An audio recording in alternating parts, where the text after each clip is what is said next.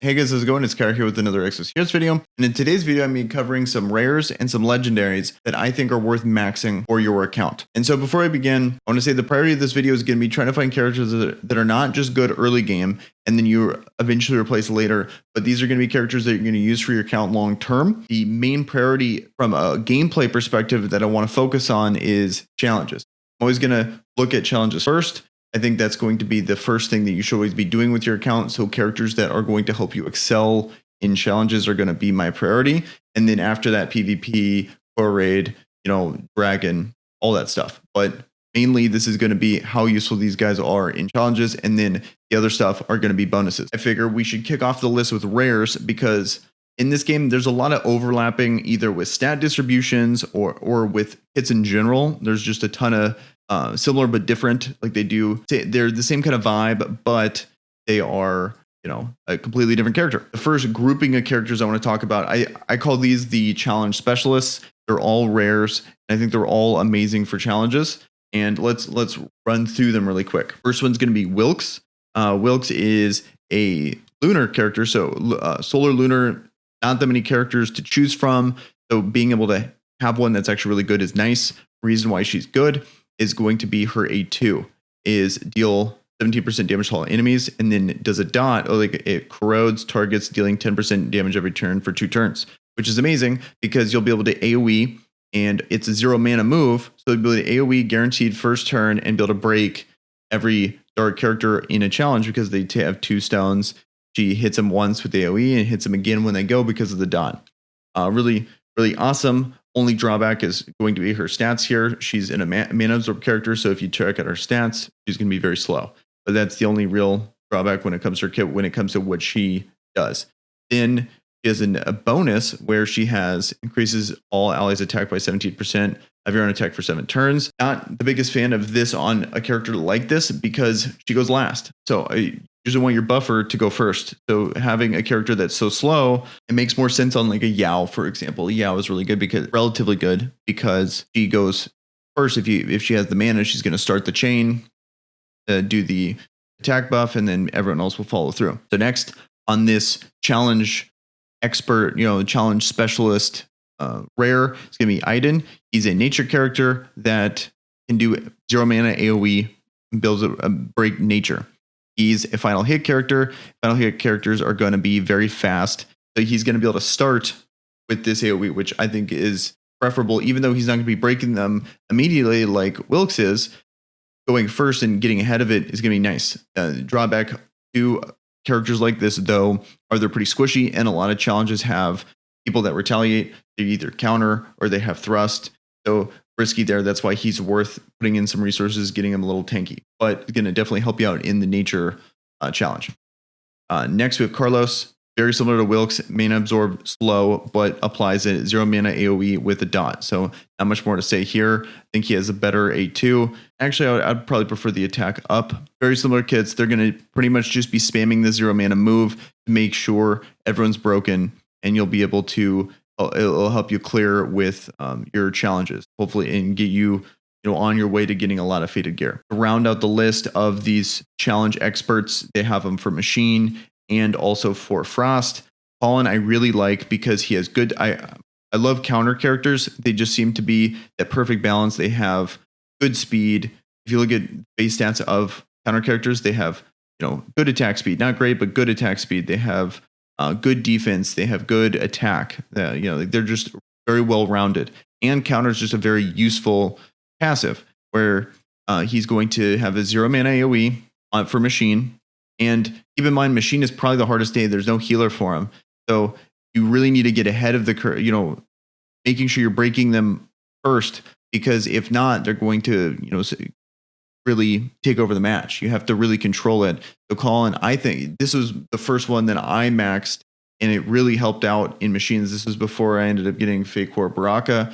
After Fate Core Baraka, Machine got significantly easier, but before that, I would have to manual everything, but I wouldn't even be able to do that unless I had Colin. Then he has an A2 with 350% damage to one enemy. Nice to be able to finish people off, but mainly you're just going to be spamming this, making sure no one goes. Also, and it's really hard for you to ever get this off because he's rare in the sense that he has a 0 mana burst move, so he's constantly going to be taking all that mana and using it. So it's going to hit for a move that only has a 34% modifier. It's going to hit significantly harder than you would normally expect. And it's because it's a burst move, wasting all that mana, not really wasting it, but consuming all that mana. And then lastly, we have Wheeler here. He's the Frost version, final hit, very similar to Iden.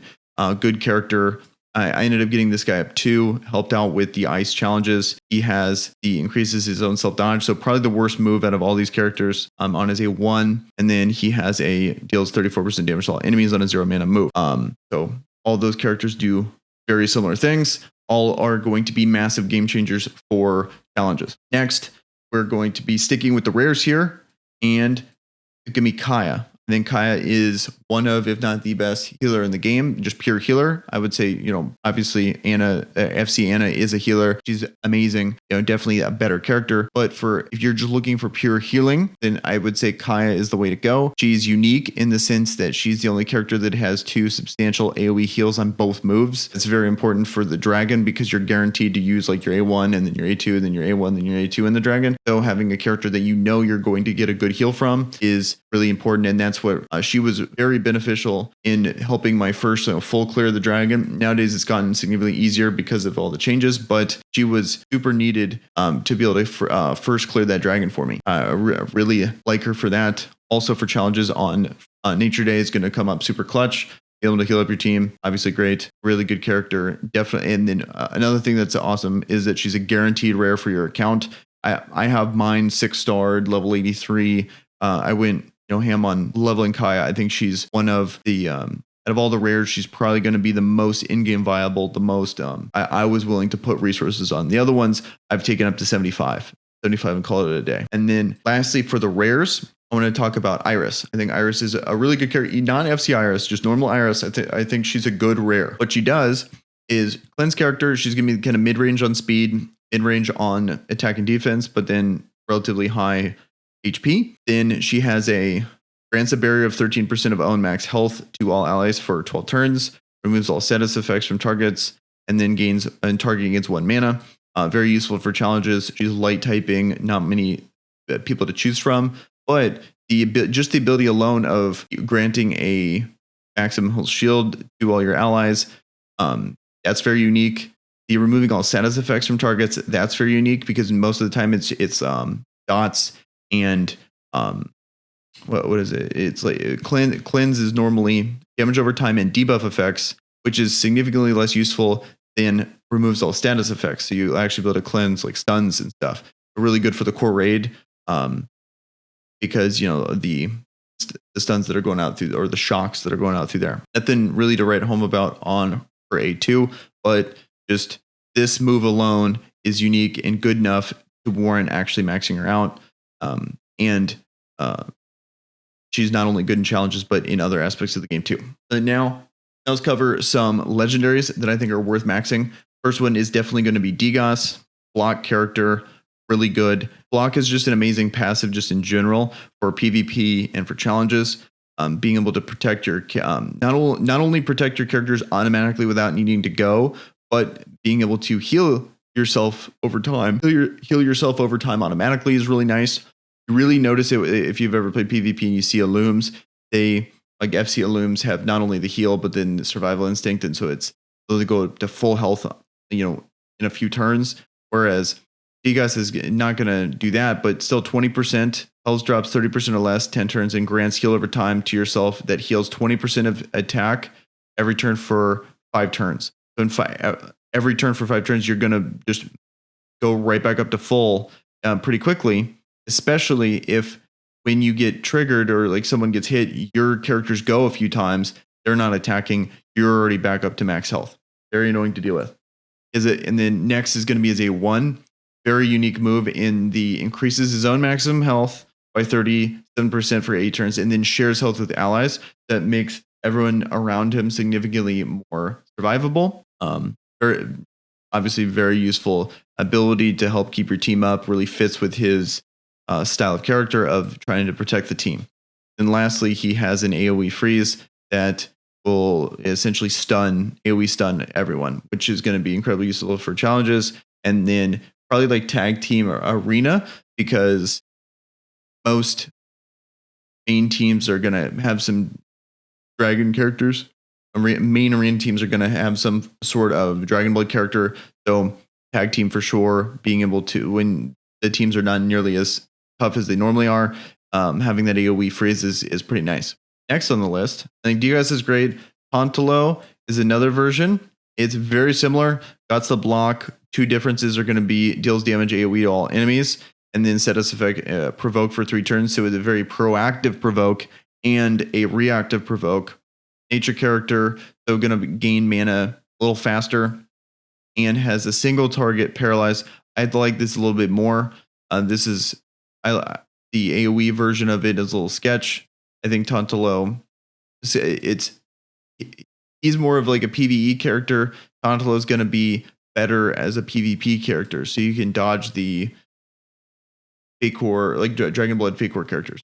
So this next one is going to be kind of cheating, but it's going to be, I think they're unique enough to where it's worth mentioning.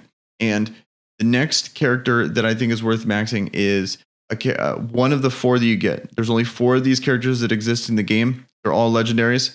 And I would just take whatever you can get and have one maxed for the dragon on Friday, Saturday. Because the dragon switches to Dragon Scale of Chaos. So you're going to need one of these 4 characters. And these 4 characters are D.Va, Brooke, Sharpay, and Karina. I would say out of the ones without any Fate Core, I would say Karina's the best.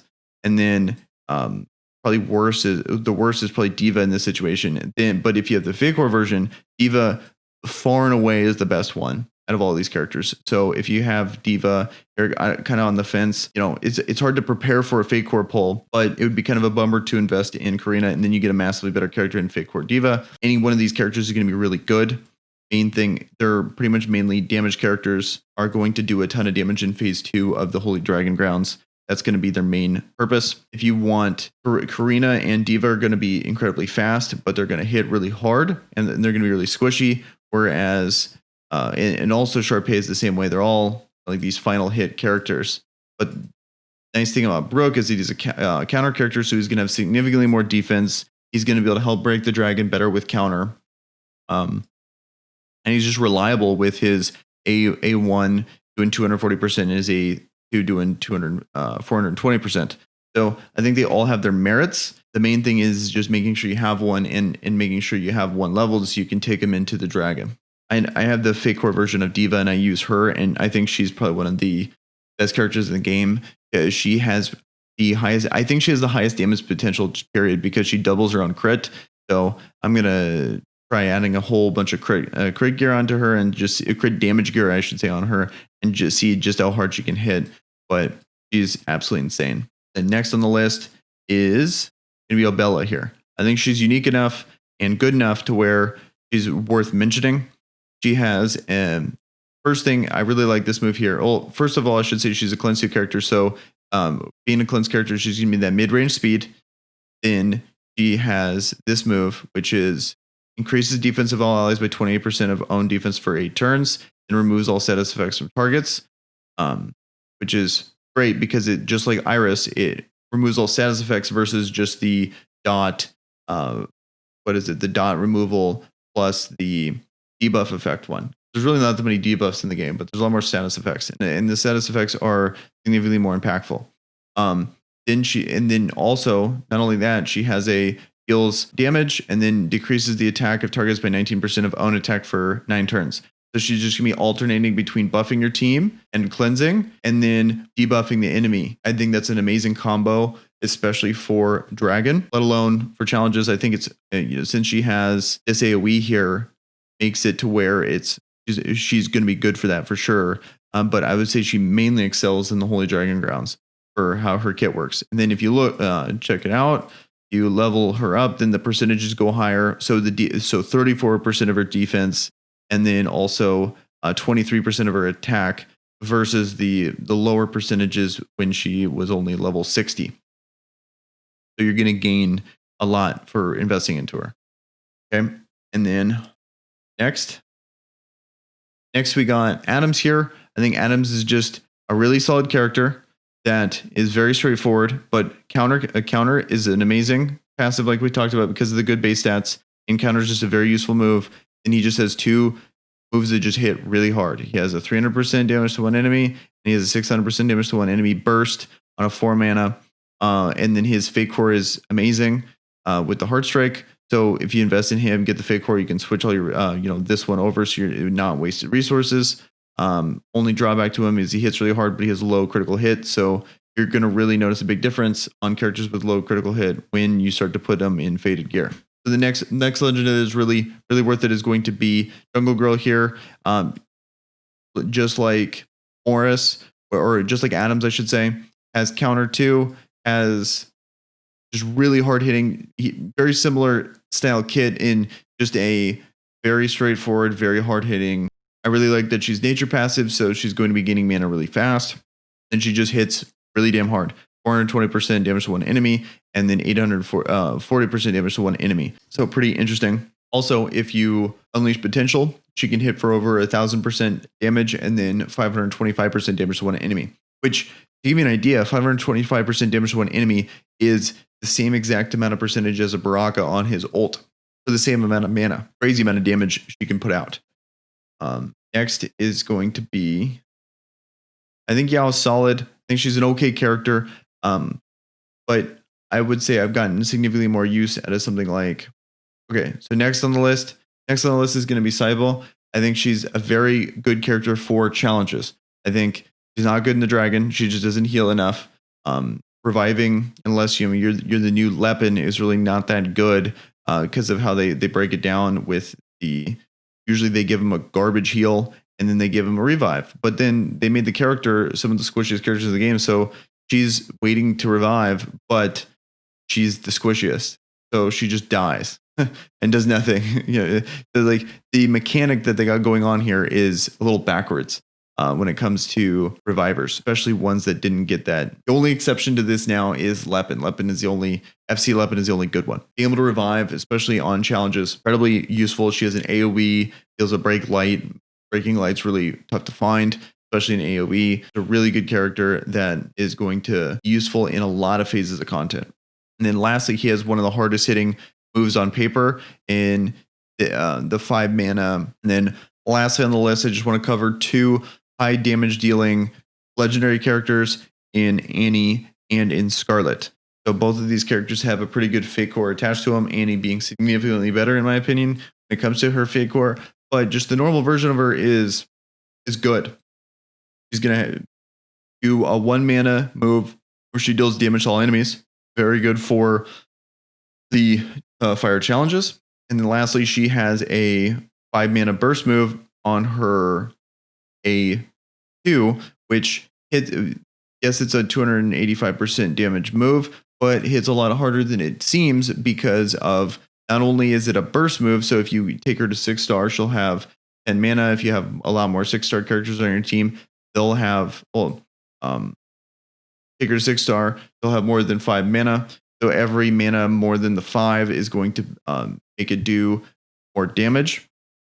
And she's a mana utilization character where it increases the attack based on allies' mana count. So having even more characters 6-star with a lot more mana stacked up before that move goes off is going to make the move do a ton of damage. That's why you see characters like Bathory hit like an absolute truck, because not because it's like the character itself, but it's because how the move is built. If you look at the actual percentage, the percentage is very similar, like a low percentage compared to like a Rachel or a Baraka, but it hits way harder than those moves do because of mana utilization and the burst ability, both working and being pretty and having good synergy. So it's very likely that when you have one, you have the other. Well, that's going to do it for this list. Let me know in the comments below if there's any other legendary or rare character that you think is worth maxing. I'd definitely like to hear you guys' opinions on that. And with that, you guys have a good one. Peace.